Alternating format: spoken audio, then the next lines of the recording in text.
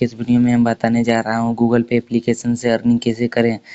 मैं जिस तरह अर्निंग करता हूँ गूगल पे एप्लीकेशन से उसी तरह आप सब भी अर्निंग कर पाइएगा। तो सबसे पहले मैं गूगल पे एप्लीकेशन ओपन कर लेता हूँ। उसके बाद पहले मैं हिस्ट्री दिखा देता हूँ। 101 रुपये का कैशबैक मिला है। उसके बाद ट्रांजैक्शन पे दिखा देता हूँ। रिवॉर्ड पर देख लीजिए 101 रुपये का कैशबैक मिला है। हमको और 100 का कैशबैक मिलेगा कुछ दिन के बाद। तो देख सकते हो 201 रुपये का कैशबैक। यहाँ से इनवाइट कर सकते हो फ्रेंड को, फिर इन अर्न 21 रुपये। Welcome to friend back. Friend को मिलेगा 21 रुपये का और आपको मिलेगा 101 रुपये का कैशबैक।